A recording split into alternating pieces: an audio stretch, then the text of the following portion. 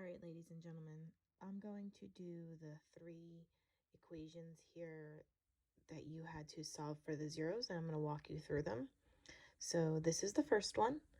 Not a lot of mistakes on this one, some minor mistakes, and then a couple big mistakes. So the first thing you're going to do here is factor into the two binomials. Okay, so if you need to do your number puzzle, you can totally do your number puzzle. We have a negative 21 and a negative 4. Factors of 21 would be 121. Obviously, that's not going to work. And 3 and 7. 3 and 7 definitely get me a 4. Some of you are struggling with where to put the negative and the positive. Therefore, that's affecting what your actual zeros are or what x is equal to. So I know that I need a negative product. Therefore, one of these numbers has to be negative. But I also need a negative sum. In knowing my integer rules, I know that my greater number has to have the negative integer on it. So in this case, the 7 would be my negative.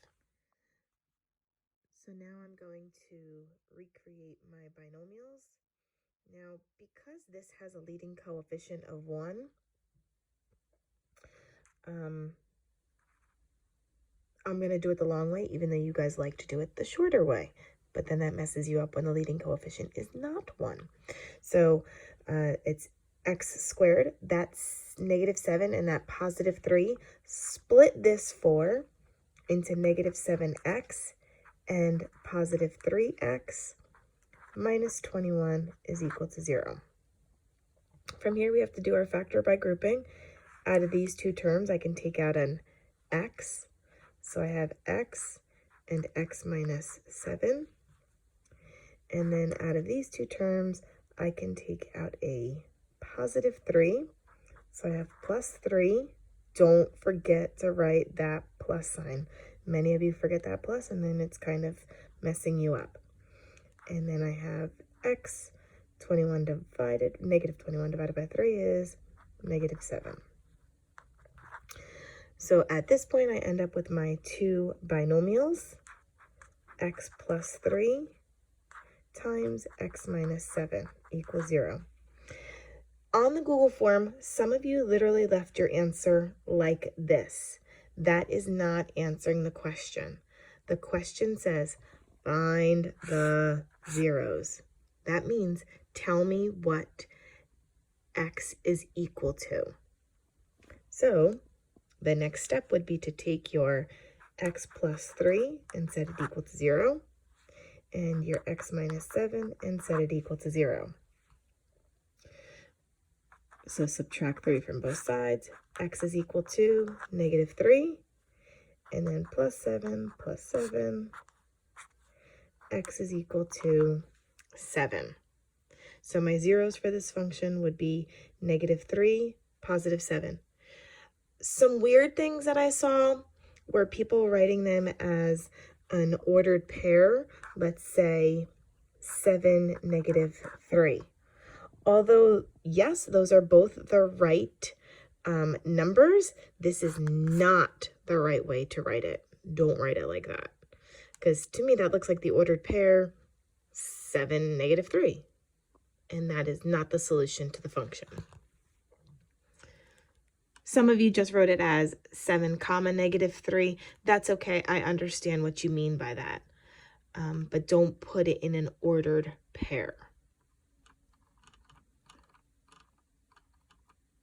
So in looking at the next problem, which was 2x squared plus 3x minus, it said equals 20. So the first thing you had to do was to get the 20 onto the other side. 2x squared plus 3x minus 20, and that's going to be equal to 0. It looks like most people most people factored this. I did have a couple primes, so let's go over why this is not a prime function. So when we do our number puzzle or our x, remember we do the a times the c, so 2 times -20 is a -40. And then I put that same sum in the bottom. So how do I get -40? Well, I could do 1 times 4, 40. Obviously, that's not going to get me anywhere. 2 times 20, not going to work.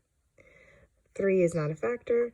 I have 4 and 10. Okay, I'm getting closer to that sum of 3, but still doesn't work. And then I have 5 and 8. Oh, look at that. 5 and 8 could totally get me 3. So I'm going to write my 8 and my 5. Again, go through that process. You know you need a negative product, so one of these numbers is going to be negative. Now, which one? Oh, I need a positive sum.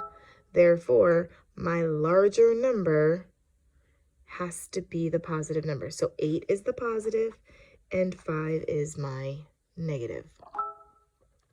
So now when I am breaking up this 3x, that's going to help me right there. This right here.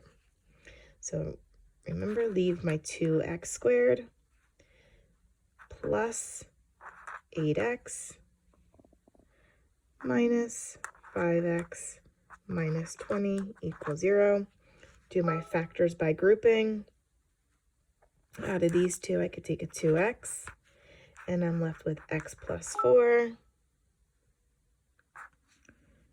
Out of these two, I can take a -5, and I'm left with that same x plus 4. Identical binomials, definitely what I need. Set them both equal to 0. So now I have 2x minus 5 and x plus 4. Set them both equal to 0. 2x minus 5 equals 0. X plus 4 equals 0. So I hit this one, I get x is equal to -4. And for this one, remember, I have to add 5. 2x equals 5, then divide by 2. X is equal to 5 halves. And you could leave it as 5 halves, or you could have converted it to 2 1/2. Either way is fine. So my zeros of this function would be x equals 5 and x equals -4. Last one. This is the one that caused you guys to have the biggest problems, and it was actually the easiest, but you overthink everything. So we have 5x squared, and then I think it said equals 30x. So for this one, first thing we want to do is we want to get everything on the same side. So I'm going to have 5x squared minus 30x, and it's going to be equal to 0. This is a binomial. First thing you always want to look for, hopefully you're saying it in your head, is a GCF. What is a GCF of 5x squared and 30x? That would be a 5x, and then we're left with x minus 6 equals to 0. So now you set your monomial and your binomial equal to 0. 5x is equal to 0, and x minus 6 is equal to 0. This is one of the things that we did first before we even did this harder factoring. So in this one, we get x is equal to 0, and we get x is equal to 6. So guys, what this is telling you, all three of these problems, if you were to graph each of these quadratic functions, okay, if you were to graph each of them, this is where your x-intercepts would be, this is where your x-intercepts would be, and this is where your x-intercepts would be, because you are making your y equal to 0. You're setting your y equal to 0. So I hope that this video clarifies some of the mistakes that we were making.